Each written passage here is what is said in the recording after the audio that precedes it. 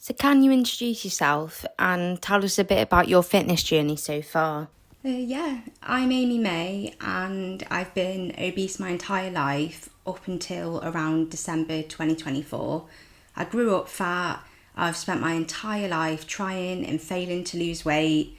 You know, sometimes I'd lose weight, I'd put it all back on and more. I grew up fat. There's not a time that I can remember that I wasn't fat and that I wasn't trying to actively lose weight.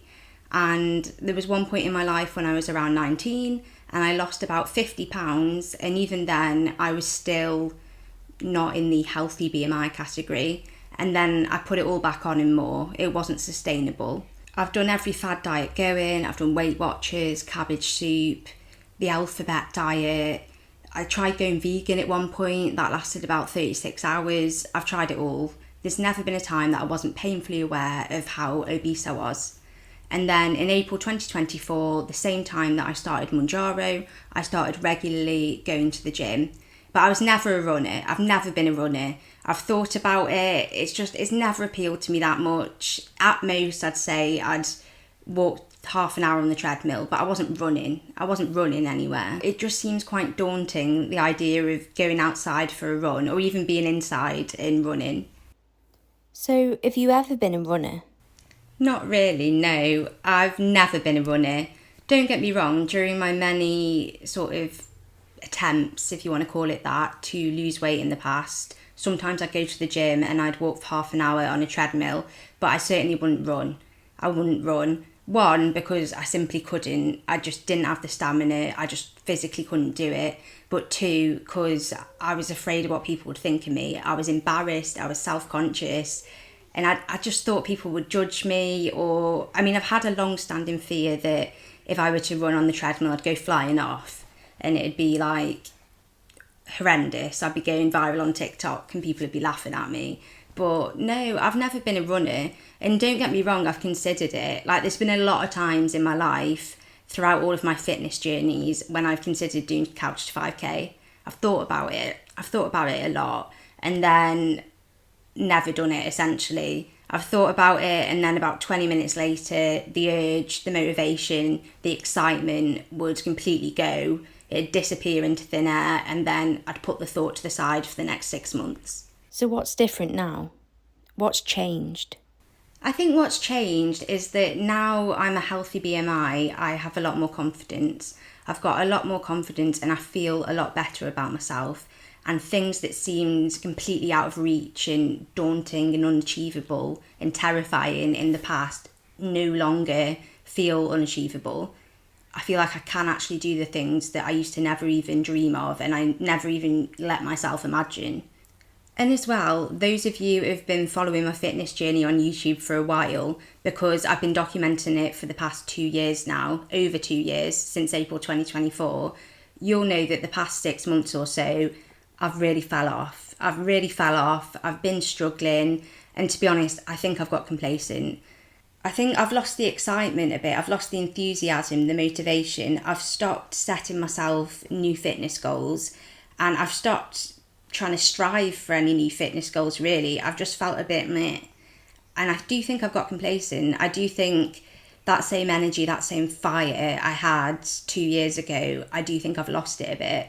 And so I think part of that is because now I've achieved a healthy BMI, it's kind of like, what's next? What's next? Because I never thought I'd achieve that. I achieved it. It's an amazing feeling. It's fantastic. But now I think I am just sort of like, what next?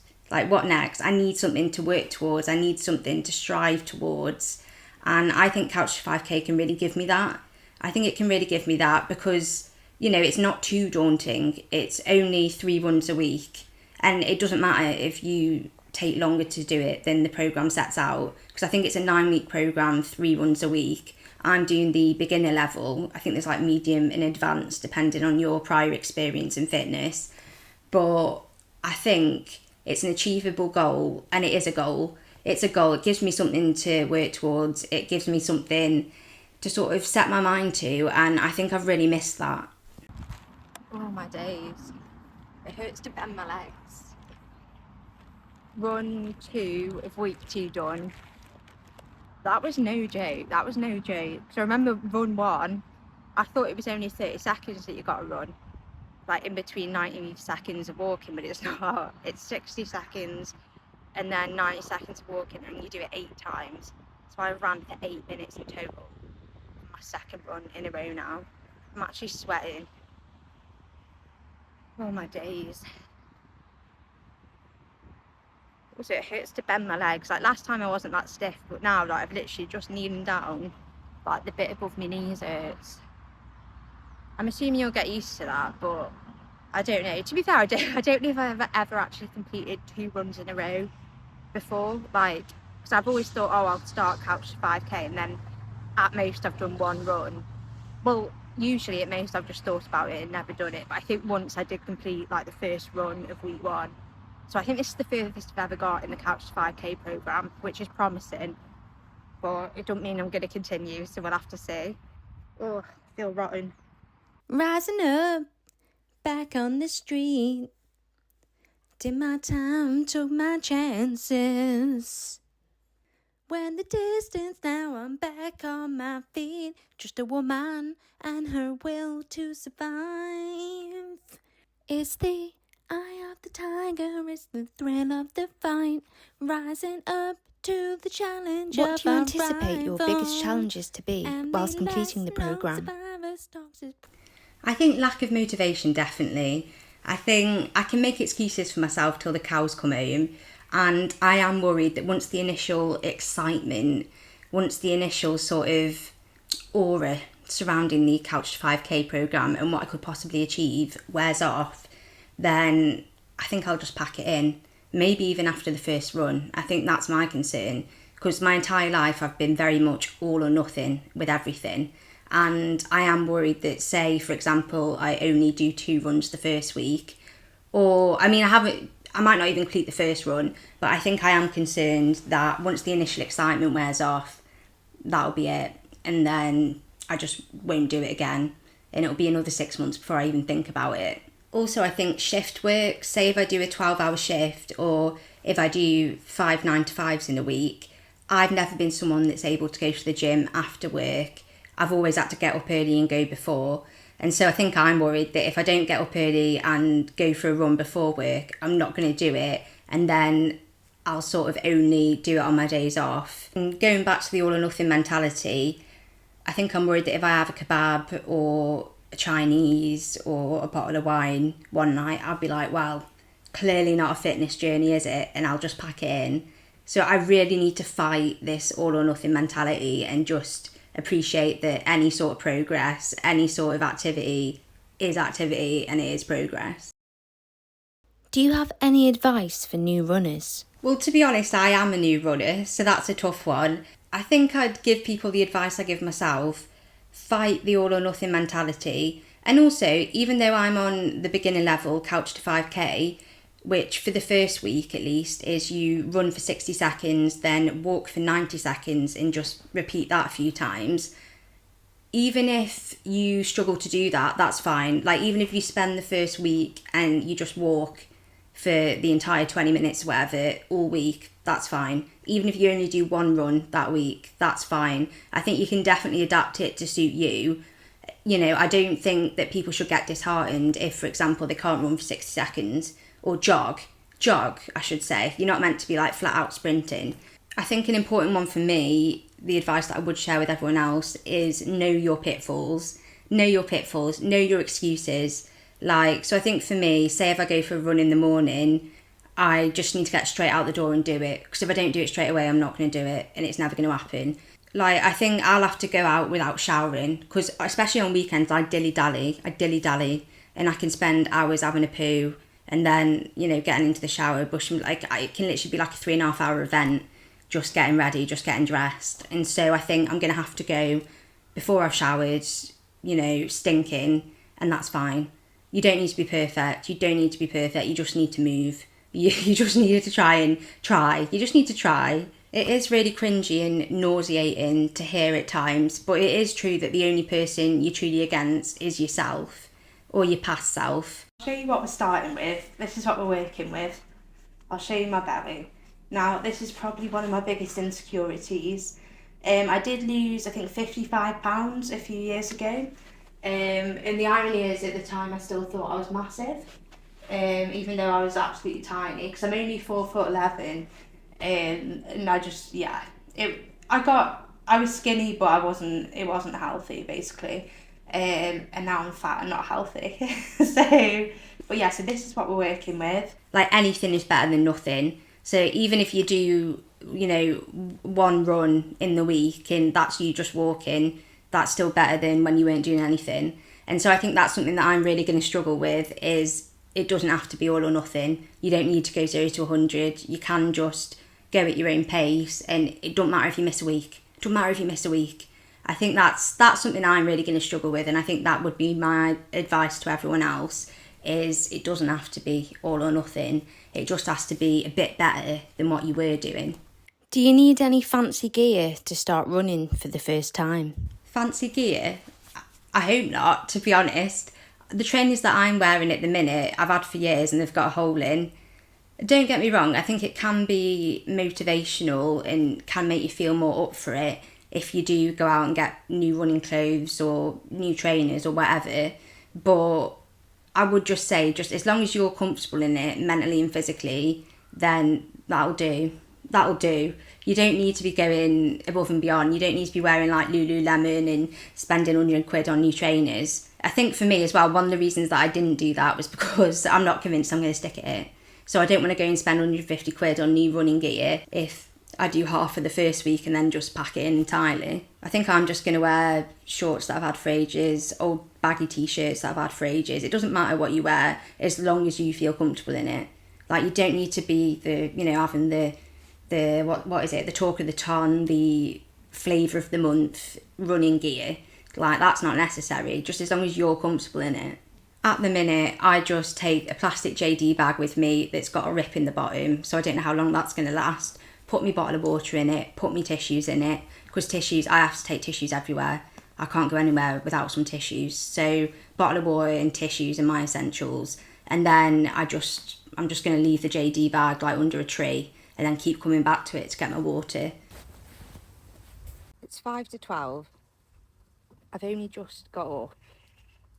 It's 27 degrees. I've not showered yet, and I think I need a poo. But I feel like if I don't try and go on this run now, it's not going to happen. Because I did my first couch to 5k last Saturday, and now it's the next Saturday.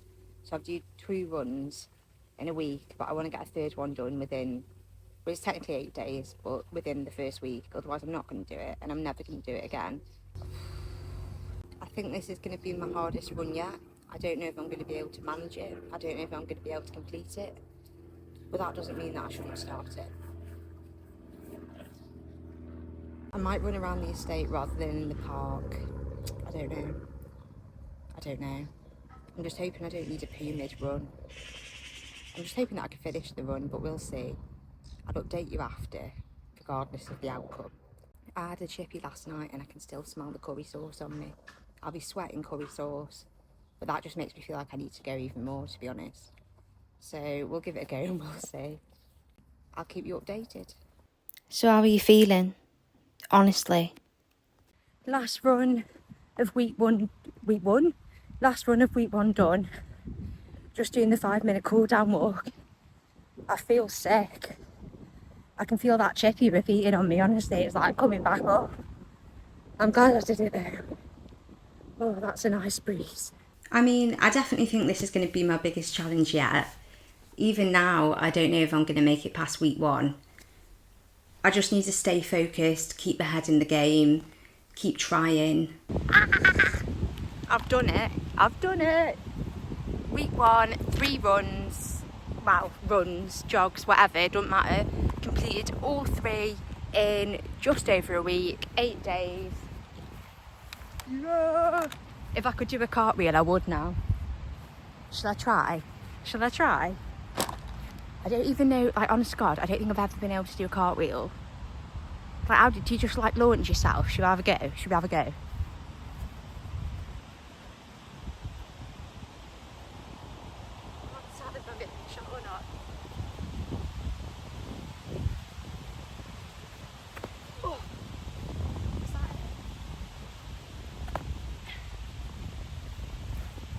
I think I've just cracked a rib. I can't tell if that was a cartwheel or not. Hang on.